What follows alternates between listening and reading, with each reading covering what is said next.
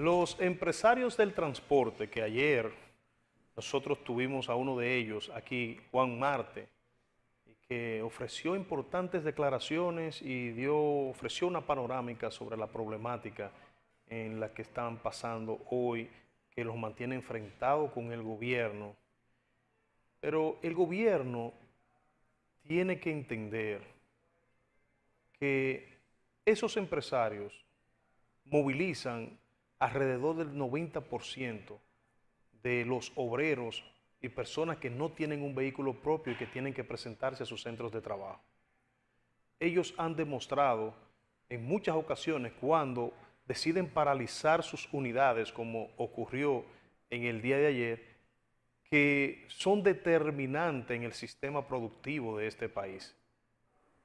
Porque hay que ver la cantidad de gente que no pudo movilizarse cuando Juan Uvieres, con solamente su federación, paralizó la capital, parando sus unidades.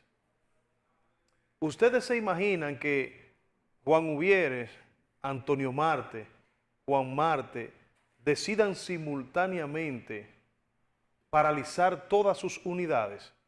Ayer Juan Marte decía que el gobierno tiene capacidad para movilizar apenas un 3 o un 4% de las personas que se mueven en transporte público. El resto es responsabilidad de ellos. Así como el gobierno se ha sentado en la mesa del diálogo con sectores como los de salud, por ejemplo, donde ha habido momentos en que hemos pensado que no tendría fin las negociaciones con ese sector. Así debería sentarse con un sector peligroso porque su método de acción es totalmente distinto al que usa el gremio salud, al que usa el gremio de la educación, por ejemplo, y otros gremios en este país. Los transportistas son una bomba de tiempo y eso quedó demostrado en esa paralización momentánea donde Juan Uvieres pretendía durar mucho más horas, pero cuando iba apenas 1 o 2 horas de trayectoria en la avenida 27 de febrero en la capital hacia el edificio del Ministerio de Industria, Comercio y MIPYME, ya a Juan Uvieres prácticamente se le estaba yendo de las manos esa movilización.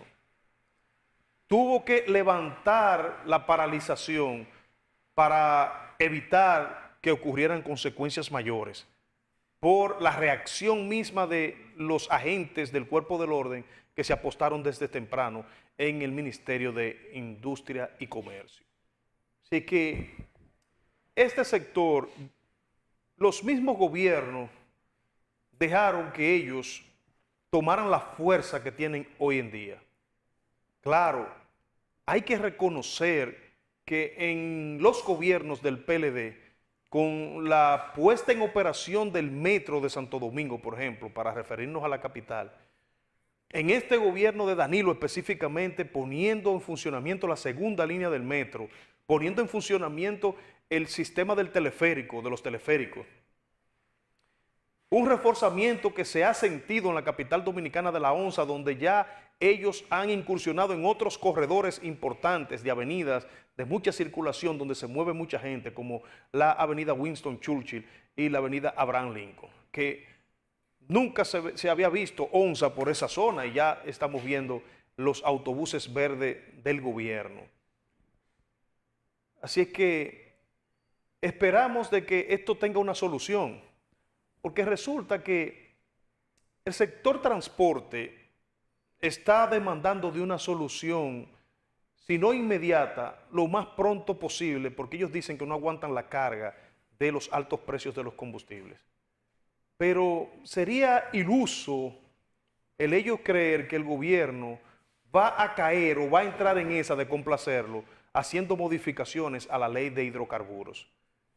De hecho, una persona que ha demostrado ser muy objetiva, muy pragmático, como Juan Marte ayer dijo, que él sabía que eso era prácticamente un imposible porque en el presupuesto del año 2019, que está prácticamente ya elaborado, el gobierno está contando con los ingresos que reciben a través de esos impuestos que nos cobran por cada galón de los distintos combustibles que se venden en nuestro país.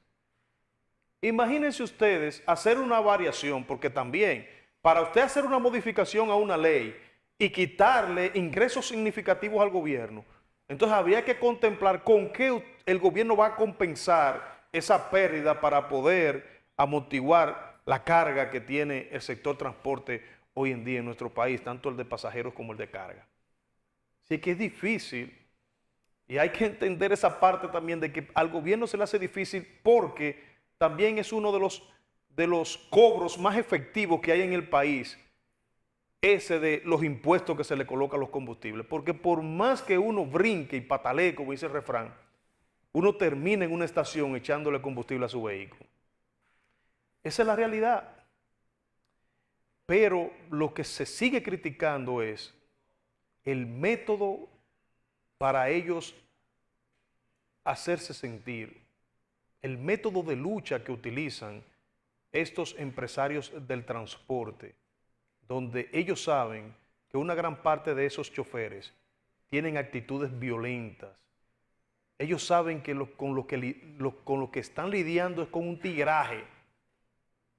Y ese tigueraje se manifiesta en las calles sin importar cuántas vidas se ponen en peligro cuando ellos intentan anarquizar las principales calles y avenidas para ellos hacerse sentir ante el gobierno. Precisamente hoy tenemos de nuevo el segmento de Ramón Antonio Veras de Don Negro, su segmento Mi Opinión, donde Negro se refiere precisamente a este tema. Vamos a escucharlo.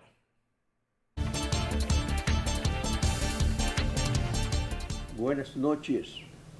Mi opinión en panorámica para Luciano Aybar. Desde hace más de 50 años, el servicio de transporte público en la República Dominicana se ha convertido en una verdadera pesadilla para ciudadanos y ciudadanas que precisan de este medio de transporte para ejecutar sus labores. En el curso de esta semana, ayer precisamente, día lunes, la comunidad capitaleña laboral se vio vivamente lesionada con el servicio de transporte público porque una organización choferil decidió hacer un paro parcial precisamente en el momento en el cual trabajadores y trabajadoras se dirigían a ejecutar sus labores y cumplir sus compromisos laborales. Real y efectivamente, ningún país civilizado puede vivir a merced el capricho, la voluntad de ningún sector laboral, sin importar el área al cual pertenezca. Se impone que el gobierno dominicano tome medidas ejemplares para que la colectivización sea una realidad en el país. Todo pueblo necesita tener garantizado aquellos servicios indispensables para cumplir con sus necesidades, sin importar que sean de naturaleza personal o social. La verdad es que lo mejor de nuestro pueblo no merece que determinados sectores en forma antojadiza y caprichosa decidan trastornar el normal desenvolvimiento de las actividades públicas y privadas. Creo que lo mejor de la sociedad dominicana debe expresar su sentir, reclamar, demandar que el gobierno central utilice recursos económicos, cualquiera que sea su monto, para que el servicio de transporte público esté garantizado para dominicanos y dominicanas, y que de un momento a otro, en forma antojadiza, no se vea el pueblo trabajador privado de un servicio del cual precisa para ejecutar labores indispensables. Esta es nuestra opinión con respecto a las dificultades que se presentan en parte del servicio de transporte público en el país. Buenas noches.